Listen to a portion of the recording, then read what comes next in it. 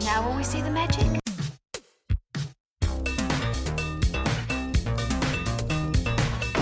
All right, where's Murray? Okay, who is it? This is Jesus, kid. Know then that it is the year 10,191. Yes, we are bored. We're all bored now. Hi, good night. Good night. Hello, and welcome to Mary versus the Movies with your host, Mary Jones. And Dennis Ling. And we are, boy, you know what? That still throws me off. That chipper intro. Oh, my Yay! goodness. So, welcome to episode 37. We are going to watch Merry Christmas, Mr. Lawrence. Merry Christmas, Mr. Lawrence. Hark the herald angels sing. I think he has to set up a play, but he doesn't have any friends, and his dog kind of upstages him. So have you seen the cover? No, I don't know anything about this movie except for I know it stars David Bowie. Yeah. And at first I thought this was set in World War I, but then I read that it's a Japanese prisoner of war camp, so I guess it's actually World War II. But I don't really know anything else about it. I know that you described it to me as Bridge on the River Kwai, but with David Bowie trying to be Peter O'Toole in Lawrence of Arabia. Right. And so, first of all, I'm sold. Second of all, I don't necessarily know what that means. That's just how I remember. It's been a very, very long time since I've seen it, and I don't know if it's as good or whatever. So the title, Merry Christmas, Mr. Lawrence, right? Yep. Does any of it take place at Christmas? Sure, why not? See, I don't remember, actually. You actually I don't? know. Okay. We picked this as a Christmas movie, not because I thought it had necessarily a Christmassy theme. It's literally the word Christmas is in the title. Yeah. And we needed movies to watch. And so I have, and frankly, this is just one of the David Bowie movies I've never seen. Right. So I thought, yeah, that's fine. We'll do it. But It counts. it counts towards the show. But I have no idea what this film is actually about and whether it has anything to do with the Christmas season. Certainly there can be war films that involve Christmas. I know that there was a film made about the 1914 truce, but I didn't see it. I think it's actually a Japanese film, right? Like it's a Japanese director and film studio. Oh, I don't know. I don't know for sure. I just remember when I was looking up, where can we go and watch this? By the way, I believe it is on Criterion. I think I saw a lot of the production names were Japanese, so I assume it's a Japanese film to some extent. I don't know beyond that. This is early. This is like 83, right? Or yeah. 3, something like that. So it's not like Bowie's first film or anything. Yeah. But it's pre-Labyrinth, though, I think. Yeah. Yeah. No, Labyrinth wasn't until like 86, 87. Yeah, just practically the 90s. Not even close. The 90s didn't start until like, I don't know, early 92. Yeah. You're wrong. I am very right because I was 12 at the time and I remembered very well. Oh, and how old were you? I was older. Yeah, you were older. So I remember it better. So briefly, I just want to talk about David Bowie as an actor before we watch this. Mm-hmm. So my entire experience, because this is probably the first time I'm watching David Bowie in a film where he's starring, and this isn't Labyrinth, which is very much its own thing. So you didn't see Man Who Fell to Earth? I've never seen The Man Who Fell to Earth. And I don't know what other films he's actually starred in. I think that's the only one that I can think of. Okay. Yeah. So I have seen him act in films. Again. Oh, and the Hunger? I don't know that movie. Yeah, there's another one. And I think it's 80s, too. Okay. So I am a huge fan of Bowie's music. Mm-hmm. And have been for a very long time. You know, I've seen him in Labyrinth, which is a very singular performance. When I say singular, I just mean it had, look, you've got David Bowie with Muppets, right? And he is menacing, but he's also like unnervingly sexy. Like it's a film that's an awakening for many people. Okay, at a very kind of odd age to come across. I saw it as a kid, obviously before, any of that would have been obvious to me. But yeah, kind of a big deal. And the only other times I've seen him act, he plays Pontius Pilate in The Last Temptation of Christ, which is a great film. Mm-hmm. I think it's one of Scorsese's best movies, and I will fight anybody on that. I think he's great as Pontius Pilate, this kind of disinterested Roman bureaucrat. I've seen him obviously in, The Prestige? Yep. He plays Tesla. And, it's a small performance, but he's good in it. I like him. It's great casting. Yeah, it is. It's really good casting. And I've seen him in Fire Walk With Me. Yep. Where it's just weird. But it's fine. It's totally fine weirdness. It fits. And then the only other thing I can think of offhand is Zoolander. Yeah, Zoolander. Yeah, which is great. Oh, it's one of the best things in that movie when he shows up to judge the walk-off. In what is, the part he was born to play. Yes, a film that I remember fondly, and I still think is very funny. He is one of the best parts. Him and David Duchovny. So yeah, that's my experience of David Bowie as an actor. I think he's. I don't know that he has range, but he has presence, right? Yep. So I'm kind of curious to see him doing acting as actual acting. So shall we go and watch what I doubt is actually a Christmas film? Oh, let's not then. For part, the second episode of our Christmas batch. Yep. Sound good? Sure. All right.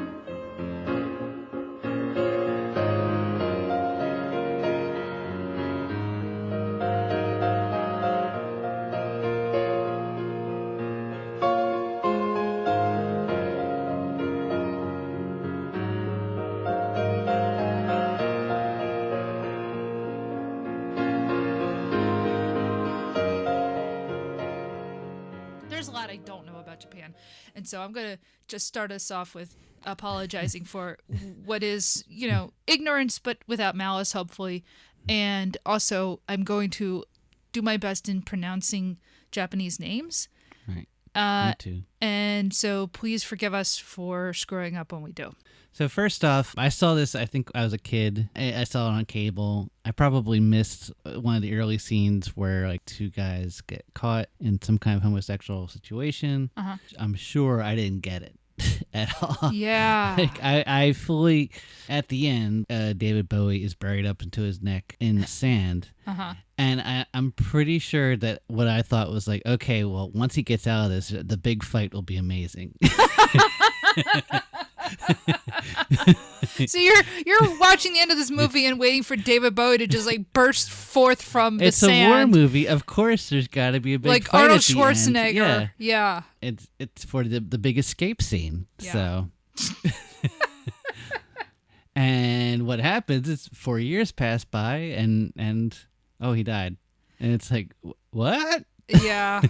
Yeah, my kid brain, I probably would not have been able to handle that. Did your kid brain? Did you know who David Bowie was? Oh yeah. Okay. Yeah, and he looks like this is serious Moonlight, modern love David Bowie. Oh, it is. Very much so. Yeah. Everybody obviously knows 70s David Bowie, but a lot of people were introduced to 80s David Bowie, which is this serious looking blonde guy who wears suits and is surprisingly funny. Like you're like, oh no, he's a serious British guy. Oh wait, he's funny too. That's weird. Right. And it just slowly, like the weirdness slowly creeps in. Oh no, actually not that slow because you see Ashes to Ashes. Yeah, true. And that video is like, oh, this is a weird one. Mm-hmm. Why is that serious man dressing so funny? After we watched the film, we watched it yesterday, and so immediately I go on to the internet to just kind of see what critics might have said or, any analysis, blah, blah, blah. And the first couple of essays I look up say, oh, this is a film with a very strong queer subtext. And I said, no, that's text. Yeah. there's no subtext. Subtext is the picture of Dorian Gray. Yeah. All right, that has queer subtext. This is just out in the open. I mean, Yeah, there's like a half hour of like, are all soldiers gay? right, exactly. and it's not like, that's not taking things out of like content. Like that's what they say. Yeah. You know? At one point, one of their Japanese guards, whatever you want, Sergeant Hara is just like, are all Englishmen queer? And they kind of go, no. But apparently a lot of them are. No. Yeah. So, so this was a really interesting film. It was based on a novel by. Do you remember the guy's name? Vander Post, I think his name. A guy named Vander Post, who I guess was in the Second World War and had been in a prisoner of war camp. And so there's a somewhat autobiographical element to some of this, although I think it is still a novel and fiction. So, don't read too much into that. But he would be Mr. Lawrence in this if. Right. Yeah. Mr. Lawrence is a British officer played by Tom Conti, who's great in this. Yep. As I will keep saying until you see it, he reminds me a lot of Dustin Hoffman's character in Papillon. This is like the fifth time in 24 hours you've brought up Papillon, a film I still haven't seen. It's has a lot of the same things. All right. It's World War II, Prisoner Island. Okay. I promise we'll see it at some point. Yeah. Is it 80s? It's 70s. Oh. I'm sorry. So I can't even Wait, I haven't monetized the podcast at all. What am I talking about? I guess we'll just watch it then. The Mr. Lawrence in question is this British officer who is, one of the guys in the prisoner of war camp, but he's an interesting character because he is trying to, I guess, keep the peace between the guards and the Japanese, what would you call them, officers and guards and whatnot, who run the prison camp, and all of the British British Empire soldiers who are the prisoners there, because he can speak Japanese and apparently had been in Japan and Manchuria and stuff in the 30s. So he had spent time somewhere in that part of the world before there was a war, and even during, I guess, some of the war in Manchuria. And so we experienced most of the movie through his eyes. So there's a lot of films, like prison films, Escape from Alcatraz, there's Cool Hand Luke. There's a lot of parallels with Cool Hand Luke, I think. But this one really gets into like the honor of the Japanese and the British. Yeah. Who are two very similar countries. Like they're on an island. Mm-hmm. They've been invaded in the past by everybody. This time of the 20th century, they're both empires. And they just have like this very weird sense of honor. Yeah. And that causes them to do weird, inhuman things. There's no Americans in this movie. There is a Dutch soldier. There are Korean guards. Yeah. The Dutch guy and one of these Korean guards is relevant. The film opens with the Dutch prisoner and a Korean guard were apparently caught having sex. And this is both illegal and dishonorable in, frankly, both their cultures. When the film opens, we see both of them being, interrogated and beaten, and the guard is given the option of, you've got to commit seppuku. If you kill yourself in this way, at least your wife and family will have some sort of pension. It's sort of ambiguous whether the sex was consensual or not. Now, I mean, without getting into when one guy is, a prison guard and the other is the prisoner, can there even be consent? Right. Obviously the issue is, well, no, not really. But leaving that part aside, it's relevant, but it isn't in that later on when they do finally execute the guard, the Dutch soldier is so distraught in having to watch this that he bites his own tongue off and bleeds out and dies. So it is implied that there was actual affection between them. It's not like the guy just came up behind him and raped him. There's an early conversation where they had kind of developed some sort of relationship over several days, a certain amount of time.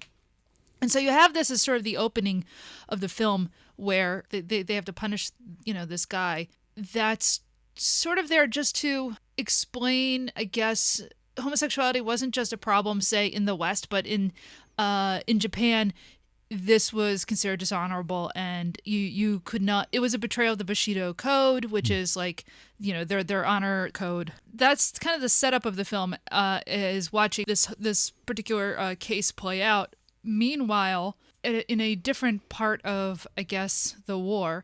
So meanwhile, in a different part of the war, this Jack Selliers, who is David Bowie's character, another British Empire soldier who gets captured. Whatever company he was part of surrendered, but he hadn't, and was continuing to fight and try to remain free. And for that reason, he's being taken not just as a prisoner of war, but they want to execute him because he's just considered too dangerous. A little confused by that scene. Like, why were those officers so perplexed by him in the trial? Okay, so I've been thinking about that. So essentially, we see this trial for him in a Japanese court, and one of the, I guess, is he like a prosecutor? Is this Yonoi, or Yonoi? How would I say Yonoi. Yonoi. Yeah. This Yonoi, who is also the commandant, or whatever you want to call it, of the prisoner camp. And I guess because the idea is that, would he be transferred to his prison? And he's like a rising officer type of thing. Is he a rising officer, or because if he took part in the attempted coup a few years before, he wanted to. He wanted to be a rising officer, so he's. But he was still described as one. True. Before this trial, there's like, oh, this is one of our rising stars. They keep saying it. Kind of. Yeah, you're right. I feel like there's probably all sorts of cultural context and illusions that are going over my head, because it is a Japanese film. Although a lot of the film is in English and has English actors, it is a Japanese film, and so there's probably all sorts of context that I'm not getting. I think what happens is, in that trial, even though he's supposed to be part of essentially the prosecution team, he instantly falls for Jack, and so who is David Bowie. So I think part of you get that right away. Yeah. Like, you see he's uncomfortable. He's like, oh, geez, there's this blonde guy with two different colored eyes. He is incredibly striking looking. Yeah. I mean, he's David Bowie. Yeah. Yeah. That is most David Bowie-esque. Yes. Like, he's just standing there. He's like, oh, man, I get to rock this uniform. You'd have to be dead not to be struck by this. Yeah. Okay? Bring in the eunuchs.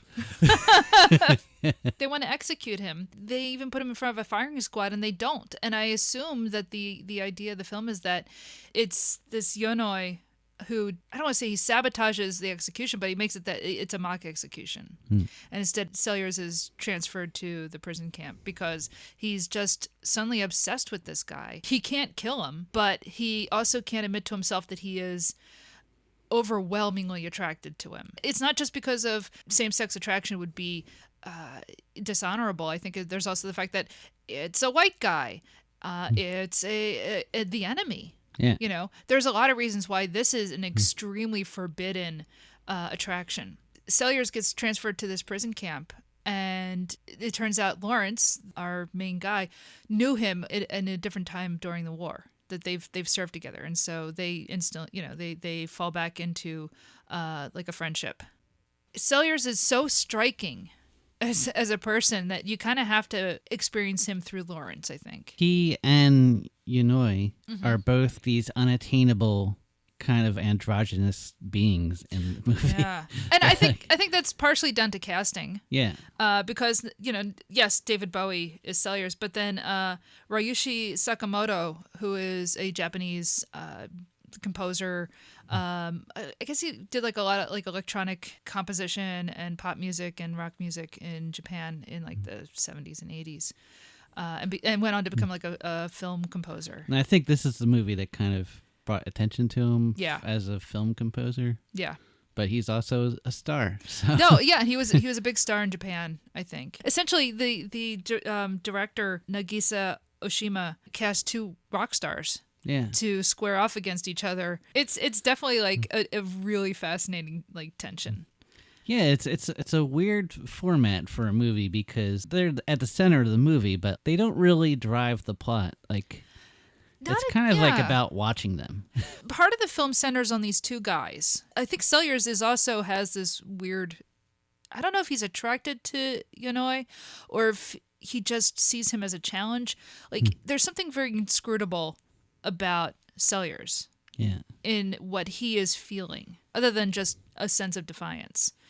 There's always this sort of, I may be a prisoner, but you're not going to steal my humanity. Right. We don't know if he actually feels the same kind of attraction to Yonoi. But what's interesting is, so you have that as sort of at the center of this film, but then what you have is two other characters, essentially subordinates. So Mr. Lawrence, who is, kind of our main guy, but then there's also Sergeant Hara, who is Takeshi Kitano, Yonoi's subordinate, but he's also the guy who is actually dealing with the prisoners the most and dealing with all the guards under him. And he's kind of an interesting figure. On the one hand, like he's brutal, he tortures people, but he's also more human. Like, it seems like Lawrence seems to understand him. Oh yeah, no, they have like kind of a weird friendship. Yeah. There are a lot of scenes of just the two of them talking and trying to understand each other. Yeah. And so it's interesting where you have these two very strange, almost kind of like, they're almost like weird mythical people, in Sellers and Yonoi, but then you have these two very human people in Lawrence and Hara that are who we kind of drive a lot of the film through. So yeah, I mean, there's a lot of the film is just scenes of prison life and Yonoi just kind of losing his sense of proportion about things because he has this desire that he can't. Yeah, he's just partake. extra emotional and takes it out on the prisoners pretty much. Yeah, exactly. But what's interesting about it over other prison films is how his like kind of lack of control spreads to the other guards. Oh, definitely. Because like this one guy, in fact, I read it. They call him his Batman, which is apparently a term for a regular soldier who assists the commanding officer. Oh yeah, no, I've heard that. I've heard that term before. Yeah. So Batman comes to kill to kill Sellers, and he fails, and so then he commits seppuku, yeah. Seppuku, and he says like you have to kill Sellers, like he's the devil, like he's ruining you, and like it would be best for you if you killed him, and brought things back to normal. Yeah, the entire camp can see how like the tension between these two guys is driving everyone crazy. Sellers isn't trying to make things worse, but because he has this defiant streak, and I think that's kind of even like turning Yonoi on even more. Yeah. So that becomes this kind of sadomasochistic that is the actual subtext, is the sadomasochism. Mm-hmm. That's definitely not text, because when there is torture being inflicted, it's usually by Hara, who you don't get the sense that I don't think he's enjoying it in a sexual way. No. I think he's just a guy who's A, drunk, and B, really messed up by the war, which is actually what we get to at the end of the film. And he's the one that's trying to enforce the seppuku for the homosexuality in the beginning. Yeah. Like he's like, this is the only honorable thing to do. Yeah, his whole thing is like, I'm here to enforce the laws. Yeah. And I don't care if the laws are right or make sense. I'm here to keep order. That's my job. There is one more character. He kind of represents the other British, stiff upper lip. Hixley, yeah. Yeah. And he's like the official spokesman for the prisoners. He's basically a big blustering Englishman. I mean, he's Basil Fawlty in khaki. Yeah.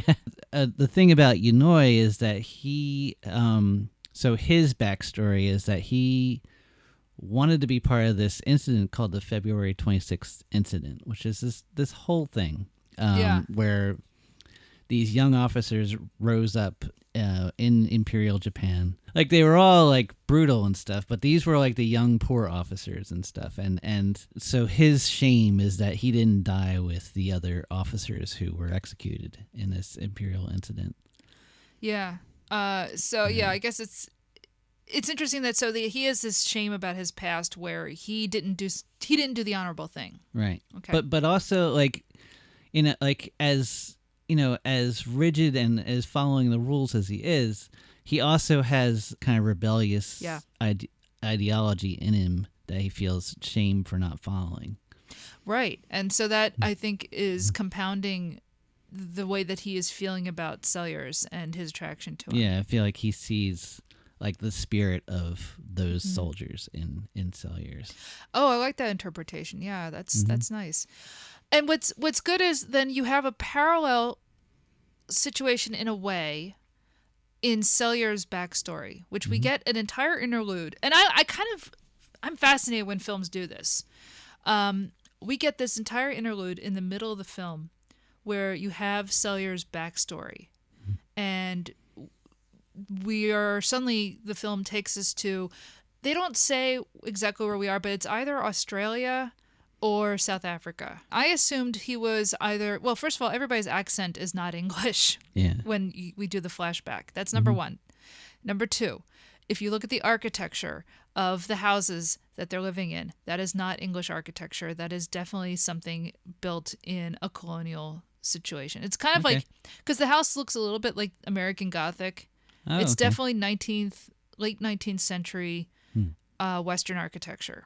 Okay, so whatever this is, I can't tell if it's supposed to be South Africa or Australia or possibly New Zealand. I don't know, but it's definitely not England. Okay. Okay. So also he wears this like hat. Yeah. That looks kind of like an Australian hat with like the brim on the side. But anyway, so we flash back to his childhood, and he had a younger brother who had a hunchback but was this, beautiful singer. And the kid was being, bullied mercilessly by other kids. And Jack was always ready to, stand up for the kid until it was time to go off to boarding school. And once he went off to boarding school, all of a sudden, he's not going to step in for his brother. He lets the kid be tortured in hazing. The kid is so traumatized by the experience that he stops being a singer. He stops, basically, it ruins the kid. Sellers is so distraught over how he didn't help his brother and how he thought that, I guess he just figured, well, it's time for this kid to like just grow up and deal with it. And he just let the kid be so brutalized that he is never the same either. And he's haunted by his own like cowardice. He has this whole explanation of, and then I went off and I became a successful lawyer and I've never actually had a relationship with anyone. I think, because at one point Lawrence is just describing an affair he'd had with this one woman.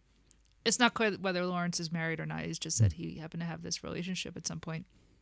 And Sellers is like, yeah, I've never really had, any conquests, which is, of course, ironic because it's David Bowie. Yeah. But it's never exactly clear what, whether Sellers never had a relationship with a woman or just with anyone. Right. It's unclear what exactly his deal is. But he just seems like he's hunted by demons and he's determined to do like the hard thing. Yeah, and he essentially wants to punish himself because of him abandoning his own brother in that situation. And he just, it's the same. Like, so you have at the center of this film these two men who are absolutely haunted by what they feel is the cowardice in their own pasts. Now they're both in a situation where there's obviously some sort of attraction, but they can't express it. So you have them haunted by cowardice and then doubly haunted by both cowardice and desire. And it's just creating this like vortex of like emotional chaos and torture in this prison camp. And it's affecting everyone else. Yeah. So then you get to, like, do we want to talk about like kind of the climax of the film? Sure. Sellers and Lawrence are being tortured for... there was a radio that was There was a radio that was found, and so they blame them for having brought it in because Sellers had... I believe the brand was MacGuffin. Yeah, it is a bit of a... It's a MacGuffin brand radio. Yes, exactly. Yeah. So they're being tortured and they're going to be executed, and then because it's actually Christmas... Finally Christmas makes its appearance. Yeah. What is this film called again? So Hera is getting very, very drunk on sake. And you get the sense that like Hera gets very, very drunk because he is in a war and is torturing people, and it messes you up. So he gets very, very drunk, and he has Sellers and Lawrence brought before him, and then he says essentially, "I'm Father Christmas, and you get to live." Yeah. And it's this very kind of, scene where you kind of you're wondering, like, is he serious? But he is. If there's one thing about Sergeant Hera, it's that he's not duplicitous exactly. And no, he's very drunk. I think he even says he never lies. Yeah. At some point. Yeah. Yeah, he's a very straightforward character. Yeah. And he says, "Look, I am very drunk right now, and it's Christmas, and I know you guys are all into Christmas, so."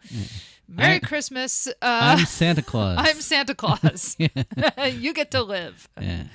And, yay, there's your Christmas miracle. I guess Yanoi is so upset about even that happening, and Sellers seems to keep essentially escaping fate. But also, like, he wants to replace Hixley with Sellers as the leader. But at the same time, he's like, he doesn't want to, he wants to do it the right way. Yeah. So he keeps trying to force Hixley to, he keeps like saying, like, tell me who like is an expert in explosives here. Right. Like it's like he just kind of finds a reason to like torment Hixley. Yeah. There is this whole, I have to find a reason to replace Hixley. And it just seems like he keeps trying to find a way to torture this other guy. And it's like, It's almost like he feels like if I can break him, then I can win over Sellers. Yeah. It's like it's hard to tell what is actually going on in his head, but he has some kind of crazy notion. And so at one point, and he just gets this idea that everybody has to march forth, and so they do, except for all the guys who are in the infirmary because they're sick and dying. And Yanoi just loses it. And he's like, no, I mean everybody. And so they start hauling out everybody people are missing limbs. And then he says they have to drop their crutches because they're faking it, Yeah. He is insistent that they are faking being sick. Yeah. He is so tortured by his own emotions that he can't, like, he's just decided everybody is lying. It's to like him. he won't believe science or anything. It's weird. I don't know what that's like nowadays at all. No. They're all faking it. So there's this amazing scene, like, Hixley is freaking out, like, you can't make these men, march. Lawrence is freaking out. Because a guy actually dies. Yeah. Like this guy that comes out and he's in a stretcher and he just dies. Yeah. And so naturally all of the British officers are freaking out and, arguing and trying to say, you can't force us to do this. This is inhuman, the Geneva Convention, etc. And Sellers just gets up and he strides through the entire crowd, walks right up to Yanoi. Now this is because Yanoi is about to cut off like Hixley's head. Thank you. I'm sorry, I did leave that part out. He's about to execute Hixley. Yeah, he's got the sword. We've seen him use the sword. He's pretty badass with that sword. Yep. And so instead of Hixley is about to be executed for having done nothing wrong, and Sellers just strides up and stands between Hixley and Yanoi, and then essentially takes him by the shoulders and kisses him on his cheeks. Yeah. Not on the mouth, not even on the mouth. They can't even like go that far. No. He just, like kind of gently kisses him on the cheeks. There's some weird camera work going on there too. Yeah. It like kind of pans around at the people like freaking out around him when this happens. It's like the worst possible thing has happened. Like other movies, like there'd be like a bomb going off and everyone freak out. This is like worse. Yeah. Like way worse for them. Well, in the end, it is worse because so what happens is Yanoi, I don't know, has an emotional aneurysm. He just falls backwards. He cries out and falls backwards, and he's just so completely overcome by what's happened. And then the next scene is the new commandant of the camp comes in and is burying David Bowie up to his neck in sand and is just going to leave him there. Oh, man, the action scene after this is going to be amazing. Yeah, and Rambo bursts in. And so, he is buried in sand up to his neck and just left exposed. And we don't know how many days he's there during the night. At some point, Yanoi, because he's being discharged, he's going to be sent home or whatever. He comes up to Sellers and cuts off a lock of his hair. And it's implied in that moment that's probably when Sellers dies. Because the next time we see his face after Yanoi leaves the scene, there's like a moth crawling on it. I don't know. IMDb says he dies off screen. IMDb is wrong. This is amazing. We look up the trivia after we watch a film, and I'm just like kind of scrolling through, and I get to the end, and it's like spoilers, and then they talk about, I forget what the first spoiler was, but it was something to do with like the very end of the film. And then the second spoiler was it's implied that Jack died 4 years earlier at the end of the movie, and I'm like, it's not implied. You see him, he's dead. I don't know. I didn't see blood come out of his mouth, and that's. There are bugs crawling on him. He's if he is not dead, yes, granted he can't flick the moth away. His arms are covered in sand, but like he's dead. He doesn't even blink. Trust me, that He's guy, an ex-parrot. he is. He's deceased. He has gone on to join the choir invisible. So that scene, it was just that was so Cool Hand Luke for me, because he's buried. Like there's the scene where Cool Hand Luke is in the box, and the prisoners are singing spirituals to him, and in this case, I think the prisoners were also singing spirituals while he's just a head in the ground. Yeah, Cool Hand Luke is actually a very good, this film is very much, and we'll talk about that in a second, but this film is very much Cool Hand Luke meets Bridge on the River Kwai. But also meets Lawrence of Arabia. It's very Lawrence of Arabia. Extremely. But I just want to talk about so the end of the film is it's 1946, and Lawrence is I guess either a British consulate or wherever he is, it's British run, and Hara he's been arrested and he's going to be executed for war crimes. Yeah, that shoe is on the other foot. It sure is. And so Lawrence goes to visit him and see him essentially before he's about to be executed. And it's a very sad scene. Hara is like, look, I don't know why they're executing me. Everybody was doing what I was doing. And Lawrence says, yeah, and on both sides. And the thing is, yeah, that's true. Yeah, he says, you and Yanoi thought you were doing the right thing.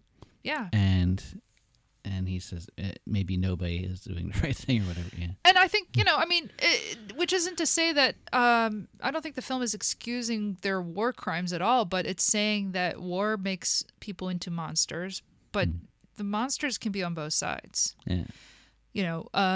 Because, we're in a country that was on the winning side of the war. We don't talk about any war crimes that Americans were committing, but I mean, there are all sorts of stories about the Allies and how they treated people in the countries that it wasn't all just liberating Paris and people getting thrown roses, okay?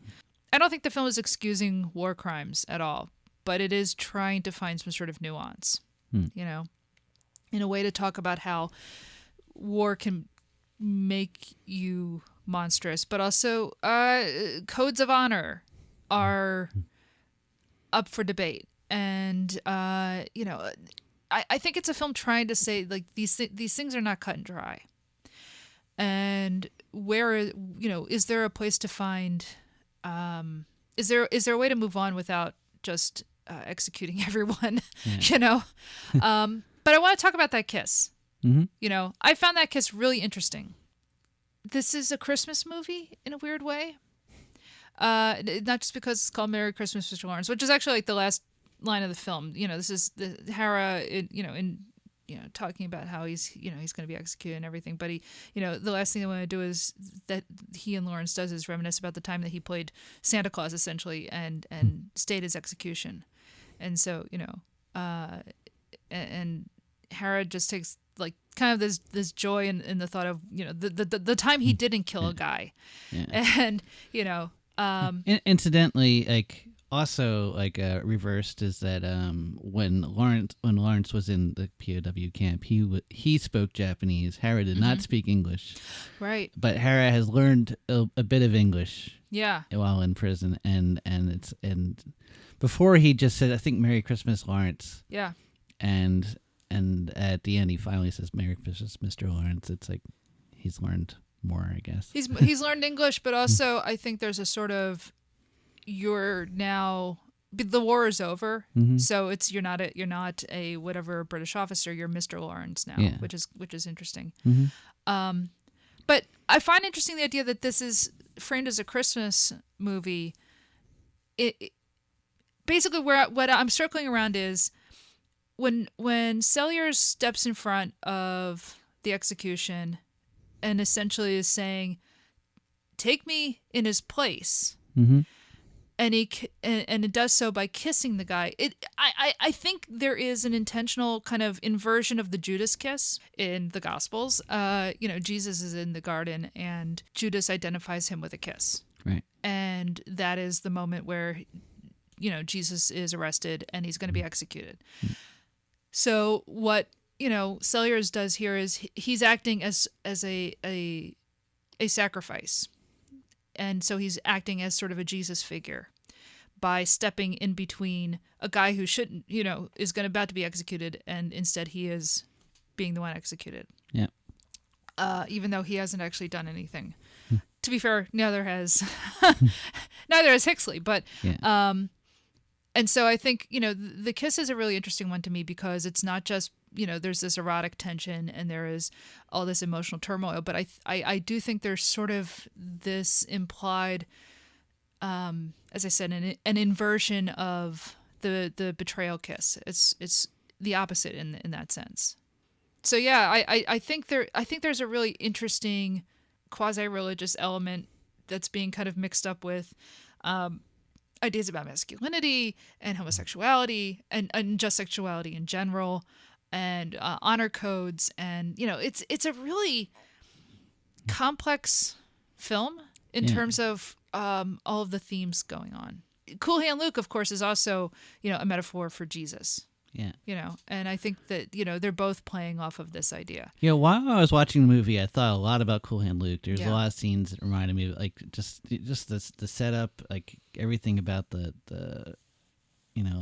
how the barracks looked and everything. But like the more I think about it, I had thought that like the whole Lawrence of Arabia look was just like David Bowie, like, oh, I want to look like Peter O'Toole. Yeah. But now it's way baked in, I think. In fact, I feel like this movie is closer to Lawrence of Arabia than it is Bridge over River Kwai, because it's really like, because Lawrence of Arabia is all about like this whole honor, and it just feels like that the director like identified with that, and there's a homosexual rape scene in that, and a lot of the weird vibes that comes from that scene. It's a very pretty chilling scene. Like, it feels like that somehow that scene feels tied to this movie. No, I think so. Yeah. Like just I don't know, like it's kind of a singular scene in film, and because a lot of film just doesn't really acknowledge like homosexuality, doesn't acknowledge rape, and this movie just kind of dives into that. Yeah, it takes the trappings of Bridge on the River Kwai and the World War II Japanese prisoners, etc., Japanese prisoner of war, etc. But I think you're right too. It is also heavily influenced by Lawrence of Arabia's themes. Yeah, and just like the kind of magic of Lawrence. Like Sellers is basically like Lawrence and that too, like where he just kind of like is this kind of shining thing, and also Paul Newman in Cool Hand Luke. The thing that really kind of like impresses me with this movie is that it's a completely Japanese film taking like this a Western book, and it's kind of like it deals with all the Western stuff, like because it's a Western book, it's like a POW like observing the Japanese, and it's like, okay, well, this is what happened.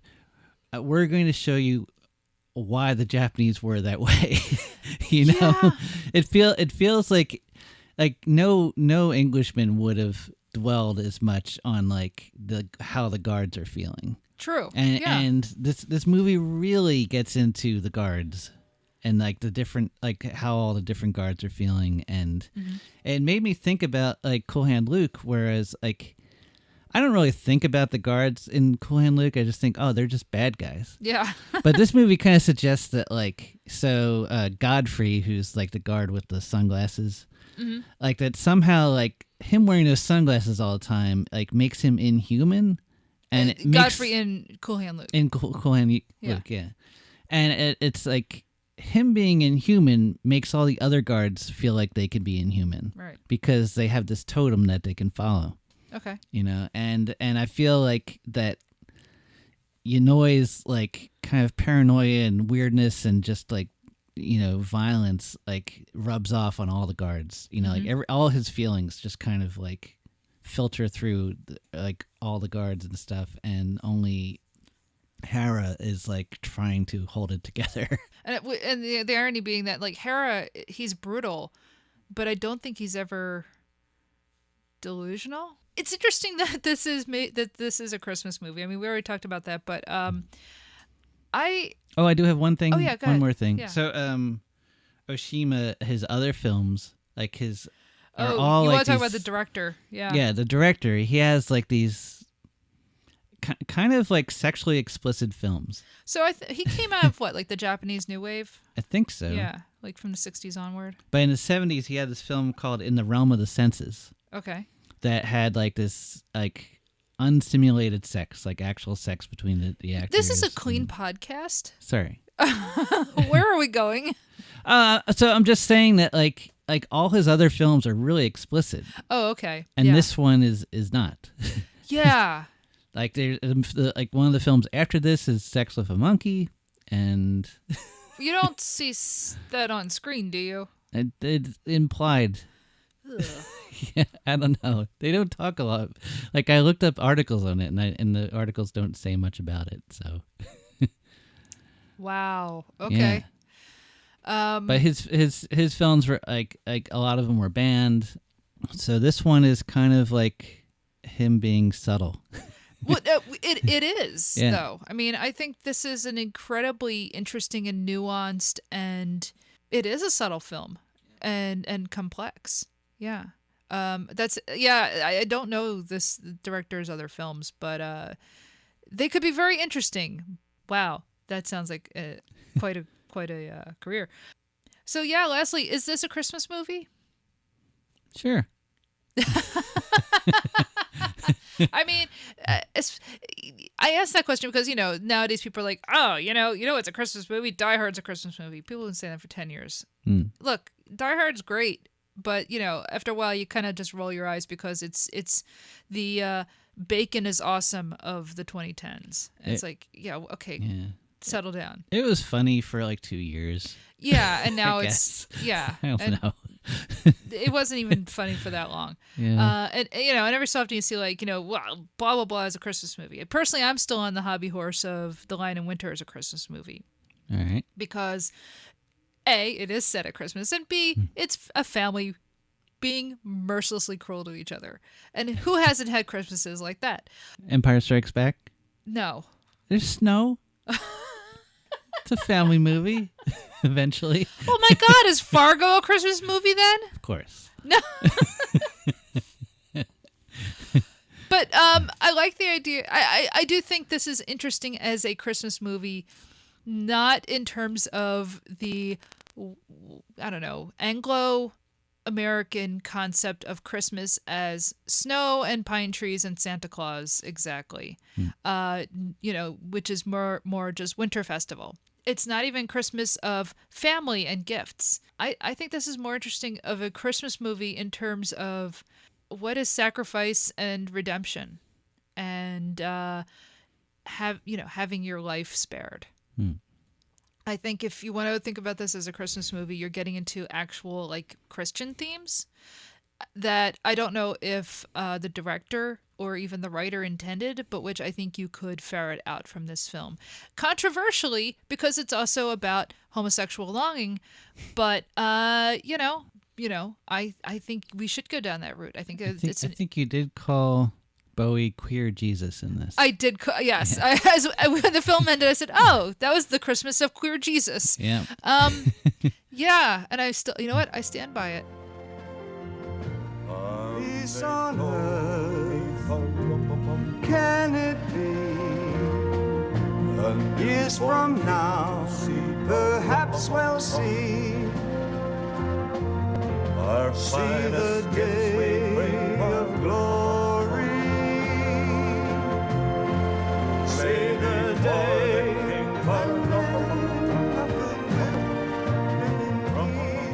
living peace.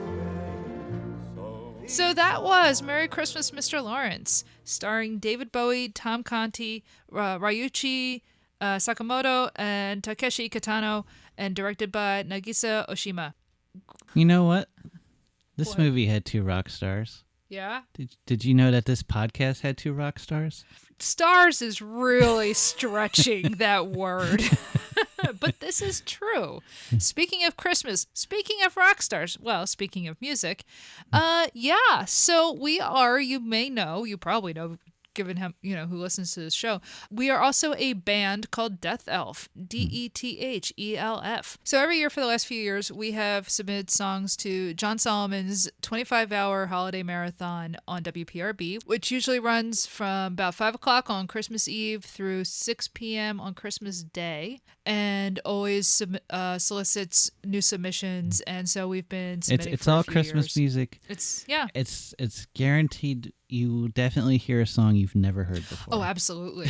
And not just because like new songs, but like, there's like Ramones O'Clock, which is at 12:34 in the morning, which is all Christmas songs done in the style of the Ramones, or like Ramones songs rewritten as Christmas songs. Misfits. There's the Misfits block, which is the same idea. You take Misfits songs, you write them as Christmas songs. There's the All Fall set, which is songs of the fall. So like there's stuff like that, but there's also just like spoken word pieces. There is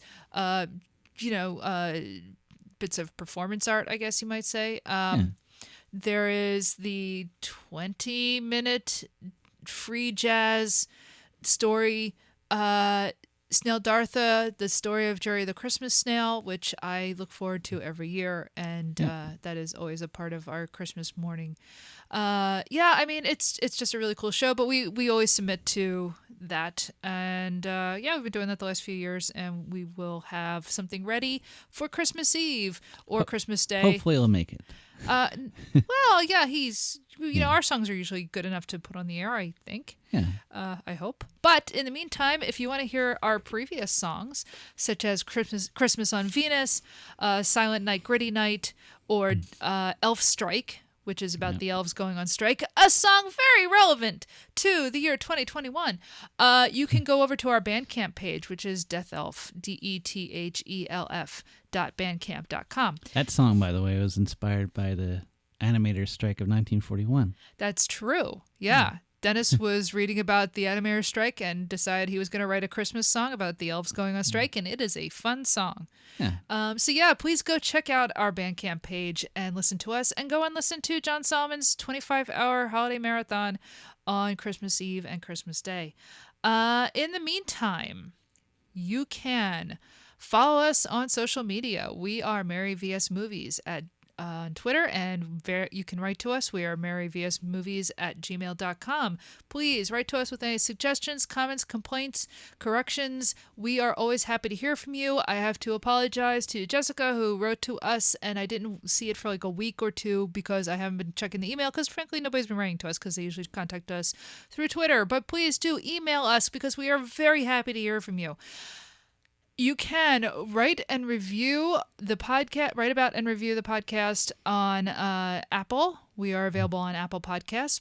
And if you review us, then hey, I said write and I meant rate. Oh. Rate. I don't know why I said write and review, but anyway, rate and review us. Because it's getting late. And It's after 11, and I've had a very long day. We worked overtime, and then I had to go over to my mom's house because somebody hacked her email and her Facebook, and so I spent a couple hours trying to figure that out.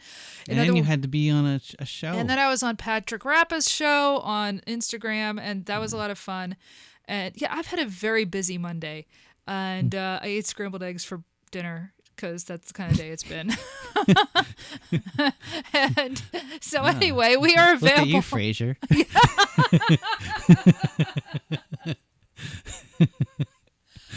Anyway, so please go rate and review us on Apple. We are available through Apple Podcasts, which is what used to be iTunes, and I still call it iTunes because I refuse to change. We are on Spotify. We are on Stitcher. We can be found through Overcast. We are on Anchor. Well, obviously, they're our host. And so, yeah, please subscribe. Like and subscribe, as they say. Right. Yeah. What's the next movie? Next movie, and I'm assuming that I can. Okay, so originally we were gonna watch Franny and Alexander, but I don't think we have time. We are gonna watch Fanny and Alexander. Yeah, that's gonna be the last one we watch because we have a few days off at Christmas time. But in the meantime, instead, I am going to, I believe on YouTube, I have found A Smoky Mountain Christmas. Oh, okay. The Dolly Parton TV movie from the 80s that I have not seen, but I'm excited to see. It will be the return of Dolly Parton to the show. She was in our first episode, and now she will be in what will be the December 23rd Christmas special. I'm excited. I'm excited, too. That'll be fun. Yeah, I'm always happy to see Dolly Parton. Yeah. We love Christmas stuff. That's the thing. I love Christmas. This is my favorite time of year. So, yeah, I am very excited to watch Smoky Mountain Christmas as our next episode. So, having said all of that, and this is such a long episode already, until next time. I wish I could sing. Oh, man! That was the best line in the movie!